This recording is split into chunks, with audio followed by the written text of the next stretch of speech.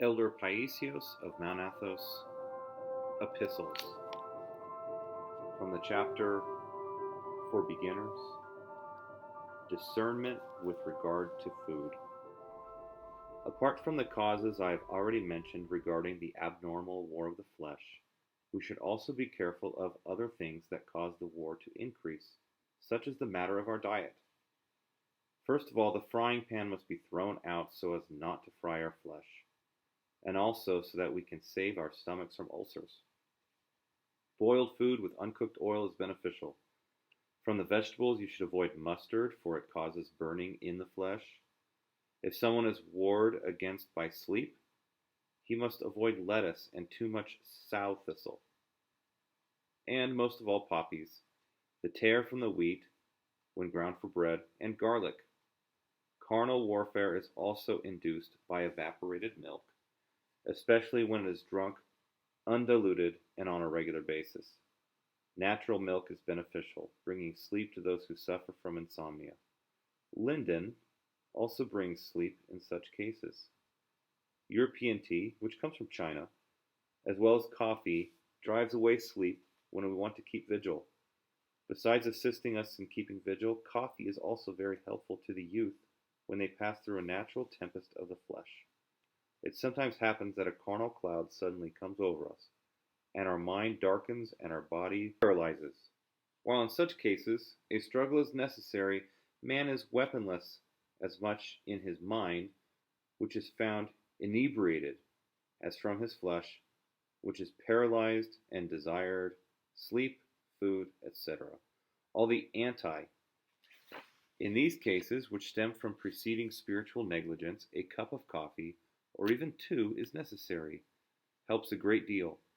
Immediately all the sensual insobriety, sleepiness, and numbness, as well as languor, are driven away by its invigorating energy, and all of the prerequisites are created for the struggle of fasting, vigil, and prayer, with prostrations and other spiritual exertions.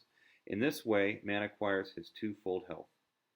Honey is very beneficial, but creates much burning, and it is good for young men to avoid large quantities of it. The same applies for butter, as well as cheese, in great quantities. If what is desired is a good and beneficial drink that greatly helps digestion and constipation, honey can be utilized in the morning by putting a teaspoon of it in a glass of lukewarm water to dilute it and drink it. Boiled figs, baked or boiled onions are also very helpful, as well as wild leeks, especially when eaten with raw oil. Onions are not harmful to the intestines when they are raw. If they are fresh and when they become stale and we leave them out in freezing weather to drain the bitterness, or later when they begin to sprout, only in these cases do they not harm or create irregularities for the intestines. Rainwater can be very harmful to people with intestinal problems, especially if drank with an empty stomach. Avoid wine while eating, especially if you are young, for it induces carnal warfare and burning along with dizziness, and then the enemy is armed with the weapons that you yourself have provided. If you are old or young, but of a sickly constitution, then drink some wine to supplement your frugal fare. Wine greatly helps worn out elders and exhausted youngsters who suffer from urine incontinence and revitalizes their kidneys. Moreover, wine helps those with a weak stomach that does not accept water.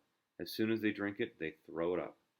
In these cases, it is very helpful if they pour 2 centimeters of wine into a glass and then fill it to the brim with water and drink this cloudy wine water, since it is not good to completely stop drinking water, which is necessary for the kidneys.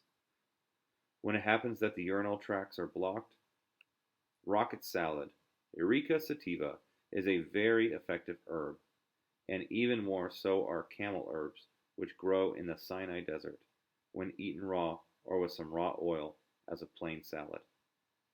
Excessive amounts of water are not beneficial, as they cause swelling of the stomach and carnal warfare, especially at night, aside from the fact that this swelling obstructs breathing in the unceasing prayer. Therefore it is good to avoid salty food, which is harmful, too many sweets, which make you thirsty, as well as too many nuts, which cause thirst but also carnal warfare. Instead, one should employ light and lean foods in order to be assisted in the spiritual flight of prayer. One should avoid as much as possible all fatty foods and sauces, which tarnish the soul, as well as salty or canned foods.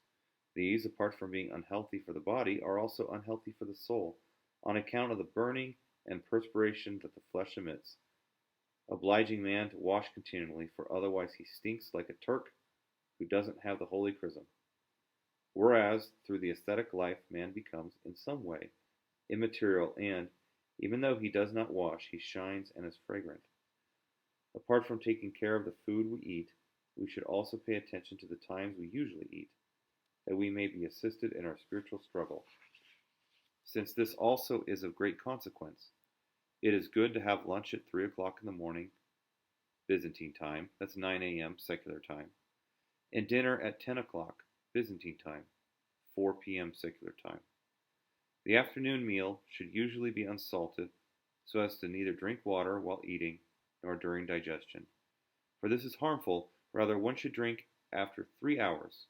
In this way, the stomach will remain light and free from gases, for its fluids were not diluted with water, and thus the food is well digested, and all sourness or bitterness is avoided.